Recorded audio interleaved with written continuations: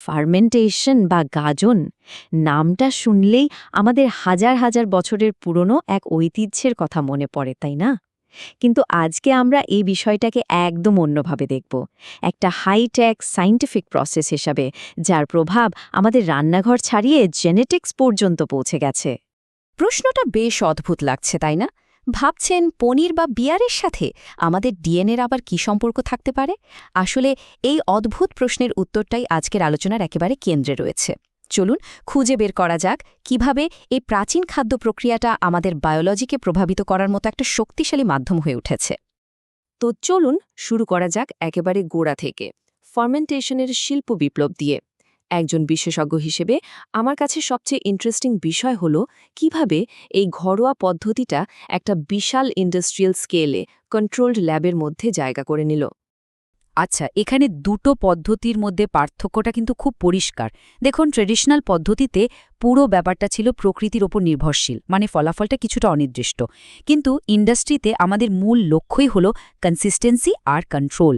আমরা নিয়ন্ত্রিত বায়োরিঅ্যাক্টরে নির্দিষ্ট স্টার্টার কালচার ব্যবহার করি।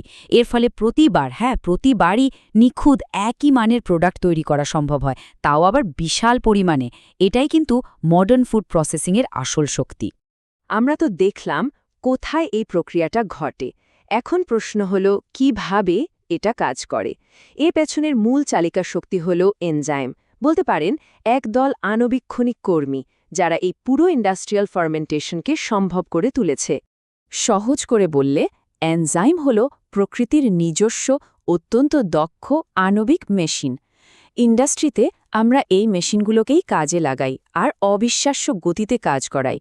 ভাবুন, চিজ বানানোর জন্য দুধ জমাট বাঁধতে স্বাভাবিকভাবে কয়েক ঘন্টা লেগে যেতে পারে, কিন্তু আমরা যখন প্রোটিয়েজ এনজাইম ব্যবহার করি তখন সেই কাজটা কয়েক মিনিটের মধ্যে হয়ে যায়।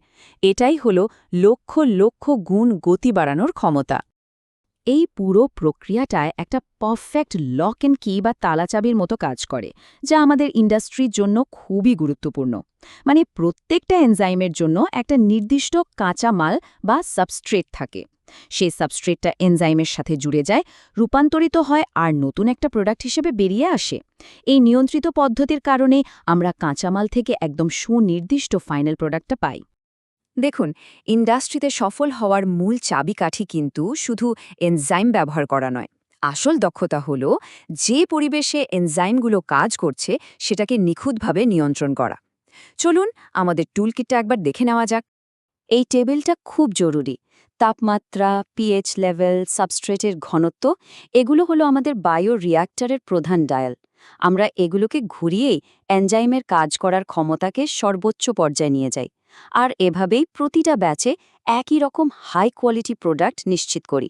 এটাই হলো ইন্ডাস্ট্রিয়াল প্রিসিশন। আমাদের টুল কিটে কিন্তু বিভিন্ন ধরনের বিশেষায়িত টুলস আছে। যেমন ধরুন, অ্যামাইলেজ পাউরুটিকে নরম করে তোলে, প্রোটিয়েজ চিজ তৈরিতে অপরিহার্য, আর পেকটিনেজ ফলের জুসকে আরও স্বচ্ছ আর আকর্ষণীয় করে তোলে। মানে প্রত্যেকটা নির্দিষ্ট কাজের জন্য একটা নির্দিষ্ট এনজাইম বেছে নেওয়া হয়, যাতে আমরা একদম কাঙ্ক্ষিত ফলাফলটা পাই। এতক্ষণ তো আমরা আলোচনা করলাম যে আমরা কিভাবে খাবারকে পরিবর্তন করি। এবার চলুন আলোচনার মোড়টা একটু ঘোরানো যাক। এখন আমরা দেখব এই সায়েন্টিফিক উপায়ে তৈরি খাবার কিভাবে আমাদের শরীরকে একেবারে বায়োলজিক্যাল লেভেলে পরিবর্তন করতে পারে। এখানে ব্যাপারটা কিন্তু সায়েন্স ফিকশনের মধ্যে শোনাতে শুরু করে। এই উক্তিটা কিন্তু আজকের আলোচনার প্রায় সারমর্ম।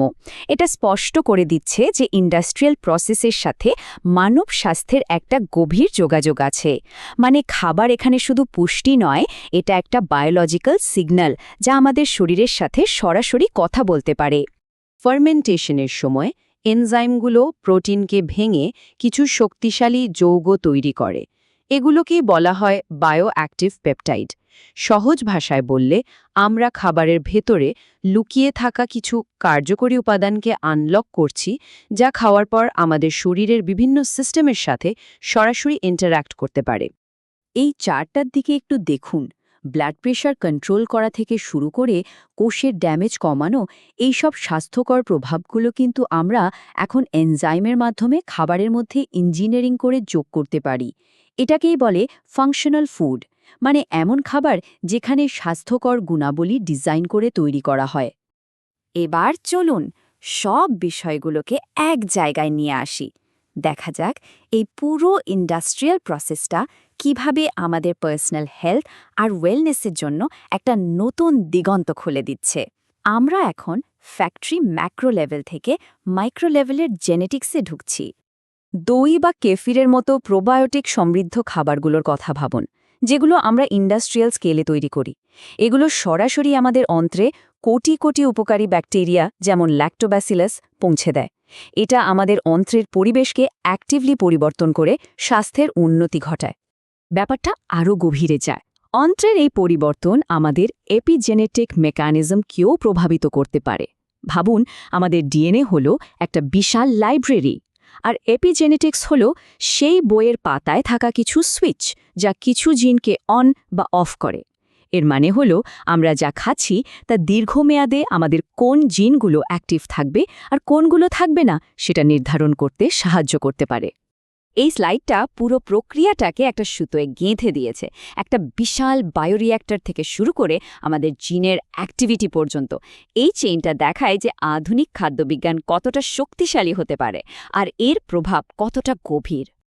এই প্রশ্নটা দিয়েই আজকের আলোচনা শেষ করছি। ফাংশনাল ফুড আর পার্সোনালাইজড নিউট্রিশনের ভবিষ্যৎ সম্ভাবনাগুলো কিন্তু সত্যিই অসীম। ভাবনার বিষয়, তাই না?